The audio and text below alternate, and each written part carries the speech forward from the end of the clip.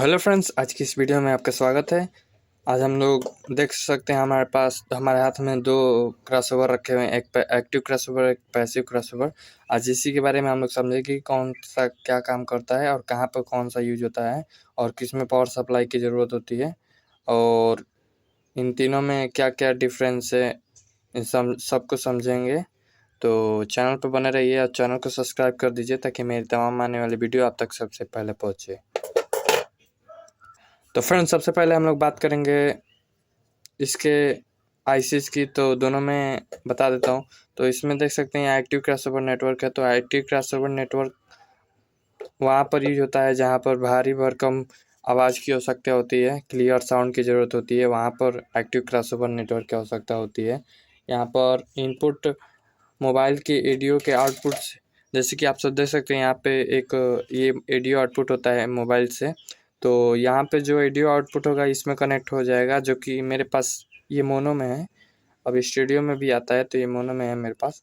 तो इसमें से मोनो कनेक्शन इसमें करेंगे तो ये तीन भागों में बढ़ जाएगा, हाई, मिड और लो। हाई फ्रिक्वेंसी जो कि ट्विटर का काम होता है, मिड फ्रिक्वेंसी जो कि वोकल का काम होता है, और लो फ्रिक्वेंसी जो कि बेस का काम होता है। तो तीनों अलग अलग भाग में भाग बट जाएंगे। और यहाँ पे देखा जा सकता है कि यहाँ पे 3 पोटेंशियोमीटर है, जैसे कि आप सब देख सकते हैं। और तीनों तीनों अलग अलग काम करते हैं, जैसे कि आप सब देख सकते हैं। ये लो का काम करता है, ये मिड का काम करता है और ये ट्रेम्बल का काम करता है। एक तरफ से देखा जाए तो ये बेस ट्रेम्बल का भी काम करता है और ये लगाने पे बहुत ही ज़्यादा बेनिफिट होती है इसके मुकाबले। अब इसका बारे में हम लोग बात करेंगे। इसका जो होता है, इसका डायरेक्ट एम्पलीफायर से आउटपुट जो आता है, इसमें इनपुट होता है, उसके बाद यहाँ से भी 3 चैनल आउटपुट हो जाते हैं और 3 चैनल वूफर, एक सब वूफर के लिए, मिड के लिए, एक ट्विटर के लिए हो जाता है, जैसे कि आप सब देख सकते हैं। और तीनों जो होता है इसमें, तीनों जो होता है एक ही एम्पलीफायर से आउटपुट निकलता है, जो कि बहुत ही ज़्यादा क्लियर और क्रिस्प साउंड सुनाता है। और एक्टिव क्रॉसओवर लेने से बहुत ही ज़्यादा फ़ायदा है, क्योंकि एक्टिव क्रॉसओवर नेटवर्क जो होता है एक ऑडियो को 3 ऑडियो में पार्ट में डिवाइड कर देता है, लो, मिड, हाई। जैसे कि हम लोग तीनों ऑडियो को 3 चैनल एम्पलीफायर में कनेक्ट करके और अलग अलग सुन सकते हैं और अपने हिसाब से कंट्रोल कर सकते हैं। जबकि इसमें आप सब डायरेक्ट एक ही एम्पलीफायर से होगा। और इसमें ये होता है कि जल्दी, ये एक्टिव क्रॉसओवर नेटवर्क में ये होता है कि जल्दी एम्पलीफायर ख़राब नहीं होता है, क्योंकि जिसको जितने वाटेज, जितना भी आप एम्पलीफायर का ओरिजिनल वाट होगा वो आउटपुट देगा। लेकिन इसमें ये होता है कि इसमें एक ही एम्पलीफायर तीनों काम करता है, लो, मिड, हाई, जो कि इसमें है। और बहुत ही ज़्यादा हीट होगा एम्पलीफायर और ख़राब होने के ज़्यादातर चांस है। तो ये जो ये वाला जो है, ये डीजे सेटअप में ज़्यादातर यूज होता है, बड़े बड़े कंपोनेंट में। और इसमें जैसे कि ये, सबसे पहले मैं आपका बता दूं कि एक्टिव क्रॉसओवर नेटवर्क 3 प्रकार के होते हैं।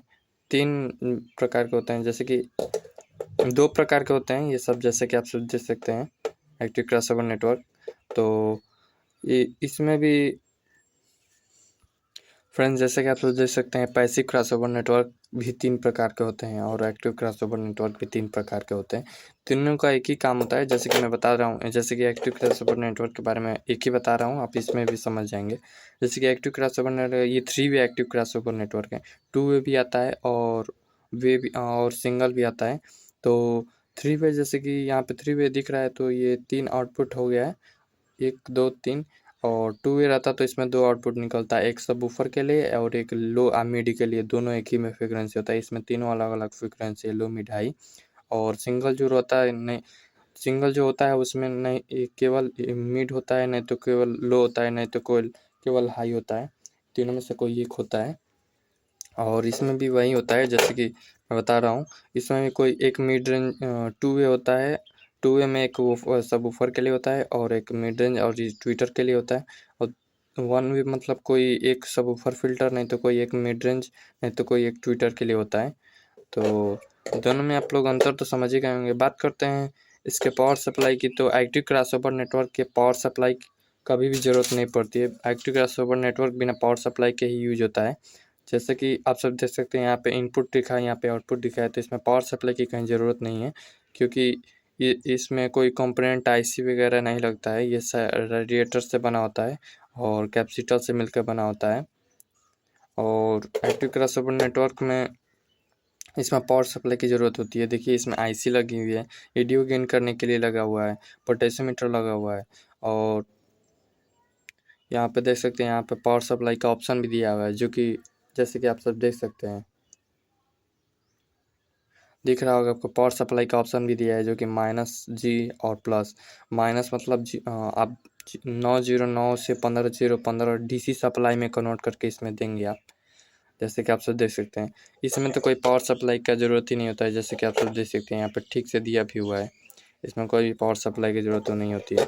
और इसमें बहुत सारी आईसी कंपोनेंट मिलकर बनी होती है, लेकिन दोनों में सबसे बढ़िया एक्टिव क्रॉसओवर नेटवर्क है, क्योंकि इसमें ये फ़ायदा होता है कि आप एम्पलीफायर का पूरा वाटेज ले पाएंगे, और एम्पलीफायर जल्दी ख़राब नहीं होगा, और जैसा फ्रीक्वेंसी चाहे वैसा एडजस्ट कर सकते हैं। और ये बेस ट्रिम्बल का भी एक तरफ से देखा जाए कि काम करता है, क्योंकि इसमें देख सकते हैं यहाँ पे लो है, यहाँ पे मिड है और यहाँ पे हाई है। तो आप चाहे जितना मन करे उतना लो लीजिए, जितना मन करे उतना मिड लीजिए, और जितना मन करे उतना हाई लीजिए। इस तरह जितना कम करेंगे, जितना ज़्यादा करेंगे, आपको एम्पलीफायर उतना वाटेज देगा। तो ऐसे ऐसे काम करता है। इसमें ये होता है कि आप एम्पलीफायर से बेस ट्रिम्बल कम भी करेंगे तो तब भी मिड रेंज वोकल और ये सब सुनाई देगा। और इसमें यही तो है। और इसमें आईसी लगी हुई है, जैसे कि 5532 नाम की यहाँ आईसी लगी है, LM324 नाम की यहाँ पे आईसी लगी हुई है। और यही है कि ये एम्पलीफायर से पहले यूज होता है, ये एम्पलीफायर के बाद यूज होता है, यही दोनों में डिफरेंस है। और दोनों में से बढ़िया ज़्यादातर यूज यही होता है, पैसिव क्रॉसओवर नेटवर्क, जो कि डीजे सेटअप में, होम थिएटर में और बहुत जगह यूज होता है। लेकिन यहाँ इस पे ये वाला जो एक्टिव क्रॉसओवर नेटवर्क है, ये ज़्यादातर जहाँ पर भारी आवाज़ और क्लियर फंक्शन के लिए, बहुत ही ज़्यादा लाउड, बहुत ही ज़्यादा आवाज़ के लिए ये यूज होता है, जो कि बहुत ही अच्छा होता है, जैसे कि आप सब देख सकते हैं। बात करते हैं दोनों में प्राइस के, तो दोनों में प्राइस का बहुत ही ज़्यादा डिफरेंस है, बहुत ज़्यादा डिफरेंस है। एक्टिव क्रॉसओवर नेटवर्क जैसे कि आप जितना बढ़िया क्वालिटी का लेंगे, जैसे कि बहुत ही ज़्यादा क्वालिटी, लेकिन passive crossover network active crossover network से बहुत ही सस्ता पड़ता है। जैसे कि अच्छा, अब मेरे पास ये 500 का है, लेकिन ये मुझे पड़ा है डबल पीस पेयर में पड़ा है, तो ये 590 रुपये का पड़ा है। और ये वाला जो है एक मुझे 450 का पड़ा है। तो जैसे कि आप समझ सकते हैं, इसी से आप अनुमान लगा सकते हैं कि ये बड़े बड़े लेंगे तो क्या अंतर होगा दोनों में। अभी ये मैंने दोनों अमेज़न से मंगाया है, तो जैसे कि आप सब देख सकते हैं दोनों का प्राइस। और मैं आगे वाले में मैंने इसमें वीडियो डाल दिया, इसके बारे में आप ज़्यादा एक्टिव क्रॉसओवर नेटवर्क के बारे में ज़्यादा डिटेल जानना चाहते हैं तो मेरे वीडियो जाकर देख सकते हैं। और पैसिव नेटवर्क पे भी मैंने वीडियो डाल दिए, तब जाकर देख सकते हैं। तो फ्रेंड्स, और कोई भी मुझसे प्रश्न छूट गया तो आप मुझे कमेंट करके पूछ सकते हैं। और जैसे कि आप सब देख सकते हैं, thanks for watching this video. Channel को सब्सक्राइब कर दीजिए।